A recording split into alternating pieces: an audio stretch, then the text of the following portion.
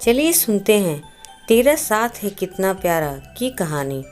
एक जोर की चीख मारकर नव्या उठ बैठी तो पासी गहरी नींद में सोए पति प्रशांत भी हड़बड़ा कर उठ गए।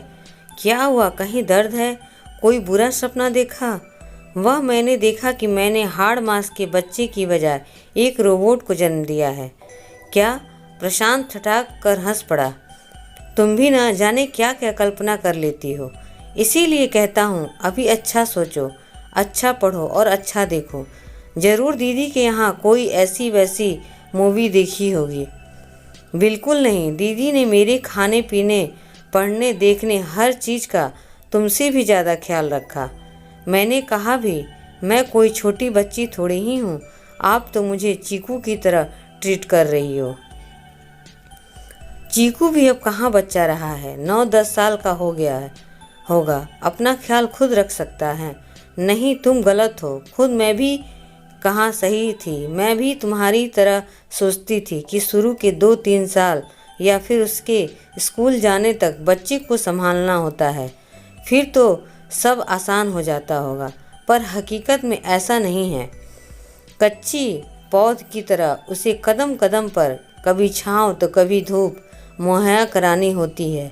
मैं तो यह देखकर हैरान रह गई थी कि दीदी जीजाजी की पूरी दिनचर्या ही चीकू के इर्द गिर्द घूमती है।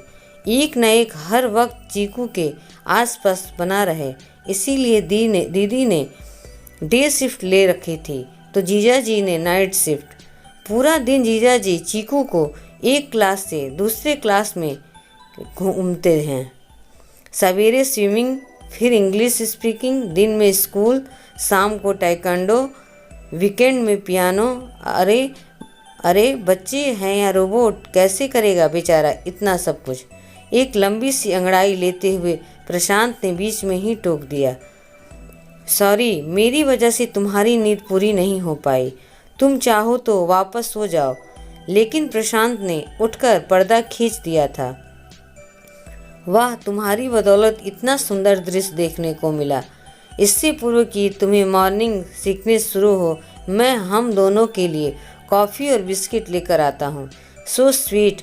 तुम्हारे इसी केयरिंग स्वभाव की वजह से मैंने तुम्हें बहुत मिस किया। मैंने भी। एक बात बताऊँ, खूबी और खामी हर इंसान में होती है। फ़र्क बस इतना है कि जो तराशता है उसे खूबी नज़र आती है और जो तलाशता है उसे खामी नज़र आती है। ऑफिस के आवश्यक कार्य की वजह से प्रशांत को लगभग पूरा सप्ताह ही शहर से बाहर रहना पड़ा था। नव्या की स्थिति को देखते हुए उसने उसे उसकी बड़ी बहन के यहाँ शिफ्ट कर दिया था। कल शाम ही वह टूर से लौटा था। दीदी के यहाँ डिनर कर दोनों रात में अपने घर लौट आए थे। कॉफ़ी के साथ बिस्किट खाकर नव्या काफ़ी बेहतर महसूस करने लगी थी। प्रशांत के पास तो बताने लायक कुछ था नहीं। इसीलिए नव्या की चहक चहक कर दीदी के साथ बिताए समय के बारे में बताने लगी। थम कर रह जाती है ज़िंदगी जब जमकर बरसती है पुरानी यादें। हम बहनों ने बचपन में साथ बिताया समय बहुत मिस किया। कैसे कह दूं कि अब बचपन याद नहीं आता। क्या करूं, बड़े होने के बाद भी बच्चा मुझ में से नहीं जाता। बिल्कुल, ज़िंदगी की किताब के वे पन्ने जो हमेशा खिलखिलाते हैं, बचपन की यादें ही तो समेटे होते हैं। प्रशांत सहमत था। पापा चूँकि प्रशासनिक सेवा में थे, इसीलिए उनकी पोस्टिंग गांव कस्बों में ज़्यादा रही। कच्ची इमली, कैरी, सोफे के बूटों की खुशबू अभी तक मेरे नथनों में बसी है। कच्चे लहसुन और सरसों के तेल में पके गोभी, गाजर, शलगम, मूली के अचार के तो हमने खूब मज़े उड़ाए हैं। जहाँ भी पापा की पोस्टिंग होती वहाँ नए सरकारी आवास में सामान बाद में जमता। पहले हम बहनों के लिए पेड़ पर झूला बच जाता। स्टापू, गड्ढे खेलना, रस्सी फाड़ने, कंचे में कोई हमारा साथ नहीं पकड़ सकता था। प्राइमरी मिडिल क्लासेस तो हमने ऐसे हंसते खेलते ही पास कर ली थी। तो फिर बेचारे चिंकू पर हमने इतना प्रेशर क्यों? प्रशांत के बीच में ही सवाल दाग दी। मैंने भी दीदी से यही कहा था। वे भी चाहती हैं कि चीकू उन्मुक्त बचपन जिए, उस पर पढ़ाई का प्रेशर ना हो। एक माँ हर दर्द बर्दाश्त कर जाती है, पर बच्चे की जरा सी तकलीफ से टूट जाती है। पर उनकी भी मजबूरी है। आजकल प्रतिस्पर्धा इतनी ज़्यादा है कि चीकू से यह सब नहीं करवाया गया तो वह अपनी उम्र के अन्य बच्चों से बहुत पीछे रह जाएगा। तब उसमें जो हीन भावना आएगी, उससे उसका मानसिक विकास कुंठित हो जाएगा।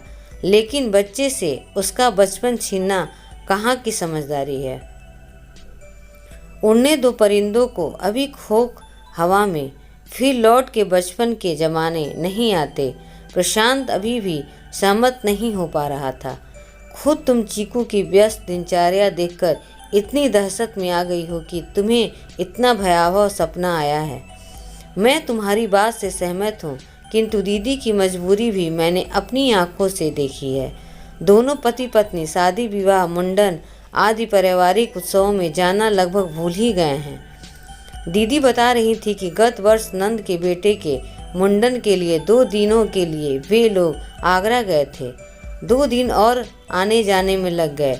जाने के उत्साह और लौटने के बाद वहाँ की मौज मस्ती की खुमारी में चीकू की 7 दिनों की पढ़ाई चौपट हो गई।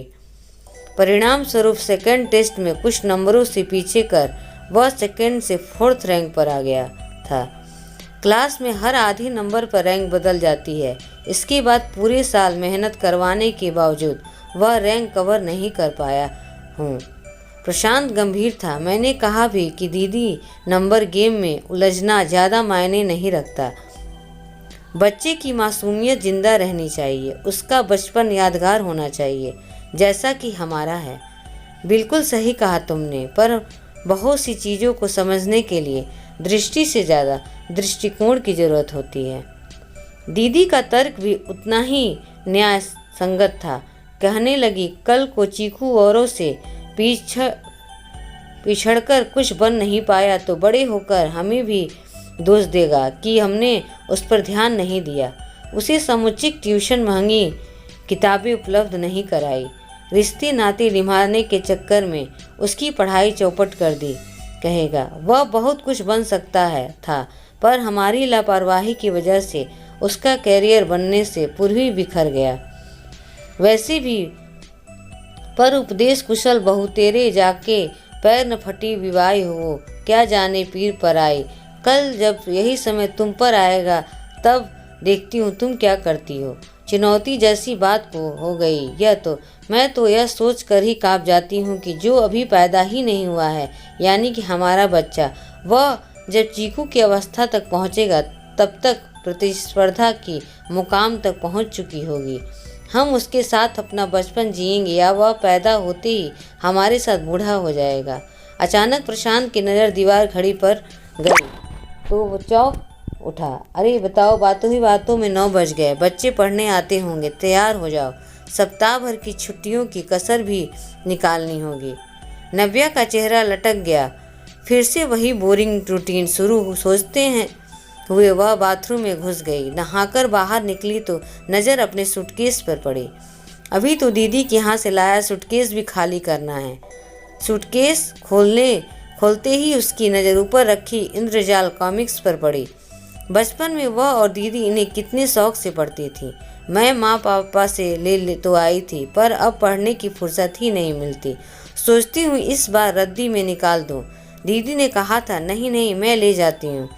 प्रशांत कहते हैं इस वक्त मुझे अच्छा साहित्य पढ़ना चाहिए। पुस्तकें उल्टते पुलटते अचानक नव्या की आंखें चमक उठी। महाराणा प्रताप, लक्ष्मीबाई, पन्नाधाय, यही सब चैप्टर तो उसे पढ़ाने थे बच्चों के आते ही नव्या ने मुस्कुराकर उनका स्वागत किया, हाल चाल पूछा, फिर उन्हें एक एक कॉमिक्स पकड़ा दी। उन्हें आपस में बदल कर पढ़ना, उसके बाद मैं तुम्हें कोर्स की किताब से पढ़ाऊंगी। बच्चों की रुचि से रंगीन चित्रकथाएं पढ़ते देख नव्या ने मन ही मन एक और योजना बना ली। धीरे धीरे उसे साइंस ज्योग्राफी के चैप्टर प्रोजेक्टर पर रंगीन चित्रों के माध्यम से कहानी के रूप में समझाने आरंभ कर दिए। कभी टेरेस पर तो कभी गार्डन में क्लास लगा लेती। स्तनपायी सरीसृप पक्षी आदि के बारे में जानकारी देने हेतु वह बच्चों को जू भी घुमा लाई। बांधपन, बिजली आदि की जानकारी देते हेतु उसे सरदार सरोवर बांध की विजिट करा लाई। किचन में पिज्जा थाली पीठ बनाया सिखाते हुए उन्हें प्रांतीय व्यंजनों की जानकारी देती। कभी नर्सरी ले जाकर तरह तरह के पौधों का ज्ञान कराती। प्रशांत देख रहा था, बच्चे उत्साह से सब गतिविधियों में भाग लेते तो नव्या दुगने उत्साह से उन्हें सिखाने की तरकीब खोजने में जुट जाती। जहाँ तक कि वो घर लौटने के वक्त बच्चों के चेहरे लटक जाते। मैम, घर पर पापा मम्मी की टोका टोकी से खिज होती हैं। बच्चे शिकायत करते, जीवन में आपको रोकने टोकने वाला कोई नहीं है तो उसका एहसान मानिए, क्योंकि जिन बागों में माली नहीं होते वे जल्दी ही उजड़ जाते हैं। शिक्षा तो आप कहीं से भी प्राप्त कर सकते हो, पर संस्कार आपको घर से ही मिलेंगे, नव्या प्यार से समझाती।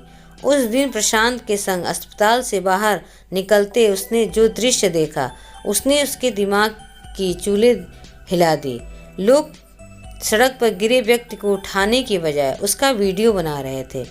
प्रशांत उसे उठाकर अंदर ले गया तो बाहर इंतजार करती नव्या सोचने पर विवश हो गई। यह कैसी पीढ़ी तैयार हो रही है जिसके लिए मानवता का कोई मोल ही नहीं है। गलती शायद हम शिक्षक वर्ग की ही है। बच्चों को नंबर गेम में जुटाकर हमने उन्हें इंसानियत, प्राकृतिक, व्यवहारिक जीवन सभी से दूर कर दिया है।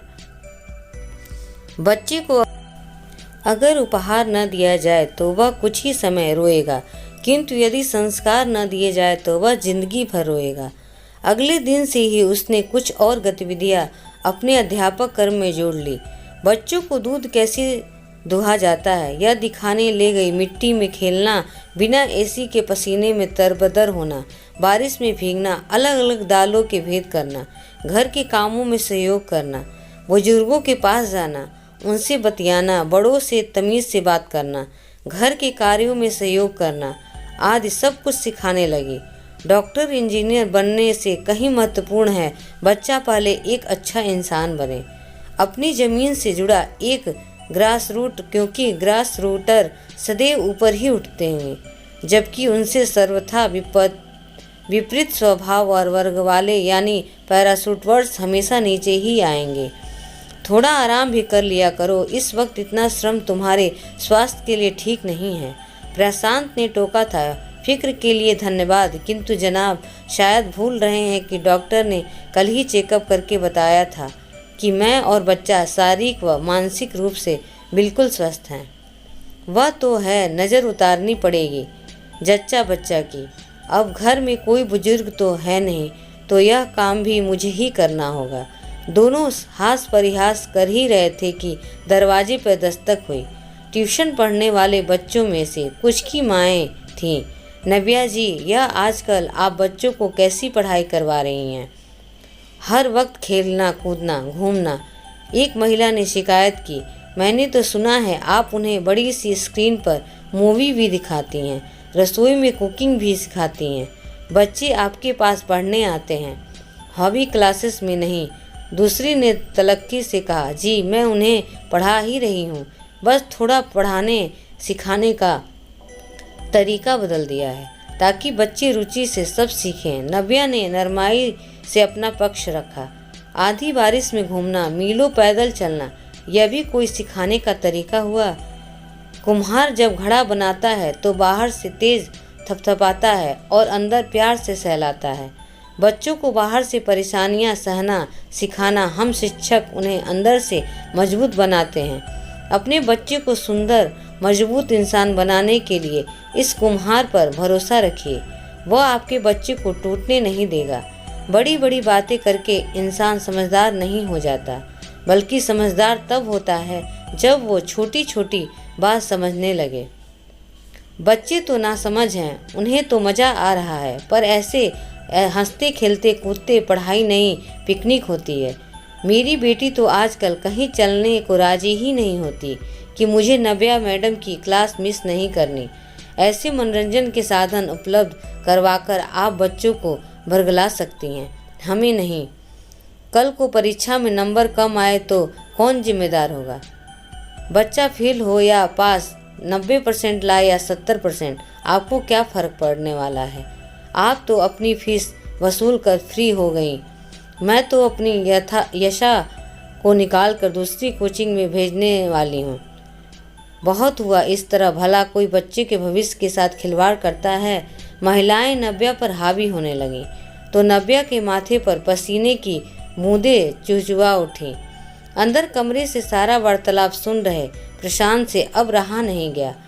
वह लॉबी में आ गया। प्यार से उसने नव्या के कंधे थपथपाए। अगर लोग आपकी ईमानदारी पर संदेह करें तो दुखी नहीं होना चाहिए, क्योंकि संदेह होने की शुद्धता पर ही किया जाता है, लोहे की नहीं। तत्पश्चात वह गुस्से वाली महिलाओं से सामना हुआ। देखिए, अपने बच्चों के भविष्य को लेकर जितनी आप चिंतित हैं उतनी ही नव्या भी है। आखिर उनके परीक्षा परिणाम पर ही तो नव्या की ट्यूशन क्लासेस का चलना न चलना निर्भर करता है। प्रशांत के पहले ही तर्क से महिलाओं के मुखों पर ताला लग गया था, लेकिन प्रशांत शांत नहीं हुआ। यदि कोई इंसान प्रगतिशील विचार रखते हुए कुछ नया बेहतर करना चाहे तो उसे प्रोत्साहित करना चाहिए या हतोत्साहित। और फिर बिना परिणाम जाने आप इस तरह किसी पर दोषारोपण कैसे कर सकती हैं। कई बार गुच्छे की आखिरी चाबी से भी ताला खुल जाता है। नव्या को प्रशांत का इस तरह एकाएक अपने पक्ष में खड़ा हो जाना भला लग रहा था, मानो बीमार को दवा मिल गई हो। किंतु मामला बिगड़ न जाए, इसीलिए उसने बीच बचाव कर बात समाप्त करनी चाहे। यह लोग शायद मेरा मंतव्य समझ नहीं पाए। मुझे इन्हें पहले बता देना चाहिए था। आखिर अपने बच्चे के भविष्य को लेकर आजकल पेरेंट्स इतने जागरूक हो गए हैं। तुमने मुझे बताया था नहीं ना। आंखें और दिमाग खुली हो तो इंसान सब समझ जाता है। मन चाहा बोलने के लिए अनचाहा सुनने की ताकत रखनी चाहिए। फिर विश्वास भी तो कोई चीज़ होती है। दुनिया का सबसे पवित्र पौधा है विश्वास, जो धरती पर नहीं लोगों के दिल में उगता है। तुम्हें पढ़ाने में इतनी रुचि लेते मैंने पहले कभी नहीं देखा, और न इतने उत्साह से बच्चों को पढ़ते देखा। तुम्हारे स्वास्थ्य को मद्देनजर रखते हुए मैंने तुम्हें टोका भी, पर तुम्हारी खुशी, तुम्हारा दृढ़ निश्चय, साथ ही बच्चों के सुनहरे भविष्य की बात सोच मुझे अपनी सोच बदलनी पड़ी। अब इस नई डगर पर मैं तुम्हारा साथ कंधे से कंधा मिलाकर चलने के लिए तैयार हूँ। दुनिया में सबसे कठिन आसन है श्वासन, सबसे लंबा श्वास है विश्वास, और सबसे अच्छा योग है सहयोग। अब से बच्चों की मैथ्स की पेचीदा प्रॉब्लम मैं सॉल्व करूँगा, बहुत ही सरल, सहज, विनोदमय और व्यवहारिक तरीकों से, तेनालीराम की तरह। मैंने टीवी पर देखा है। सच में बड़ा मज़ा आएगा नव्या। मैं इस मुहिम में तुम्हारे साथ हूँ। सच कहूँ तो मैं ऐसा ही कुछ चाह रही थी, जिससे मेरे अमन का बचपन भी सुरक्षित रहे और वह अपने अन्य हम उम्र बच्चों से पिछड़े भी नहीं। पड़ोस की सरिता नव्या के पक्ष में आ खड़ी हुई तो अन्य महिलाओं के चेहरे बुझ गए, किंतु नव्या और प्रशांत के हौसले बुलंद हो गए। इतिहास गवाह है कि नया रास्ता अख्तियार करने वाले को चुनौतियों का सामना करना ही होता है, पर सकारात्मक सोच के साथ किए गए कार्य का परिणाम भी सकारात्मक ही होता है। सही वक्त पर किया गया काम देर से हो सकता है पर गलत नहीं हो सकता। मैं वादा करता हूँ कि जिस बच्चे का परीक्षा परिणाम गिरेगा हम उसकी फीस 100% लौटा देंगे। अब चौंकने की बारी नव्या की थी। प्रशांत को उस पर उससे भी ज़्यादा भरोसा है, यह जानकर हर्ष के अतिरेक से उसकी आंखें नम हो उठी। हालांकि बाद में एकांत में उसने इसके लिए प्रशांत को आड़े हाथों लिया था। इतना बढ़ चढ़कर बोलने की क्या ज़रूरत थी। जिंदगी में थोड़ी बहुत शतरंज खेलनी आना भी ज़रूरी है, वरना सामने वाला मोहरे चलता होगा और हम रिश्ते निभाते रह जाएंगे। नव्या प्रभावित थी, साथ ही आश्वासित भी। जिंदगी में सच्चे और शुभचिंतक लोग सितारों की भांति होते हैं। वे सदैव हमारे आसपास टिमटिमाते रहते हैं, पर हम उन्हें तभी देख पाते हैं जब अंधेरे से घिर जाते हैं। आश्वस्त नव्या ने प्रशांत के कंधे पर अपना सिर टिका दिया। मेरे पावर बैंक हूँ। प्रशांत चिहुका, जब जीवन नामक स्क्रीन लो बैटरी दिखने लगे तो कोई चार्ज न मिले तब वो पावर बैंक काम आता है। उसे पति कहते हैं। प्रदीप मुखमंडल से दोनों एक दूसरे को निहार रहे थे।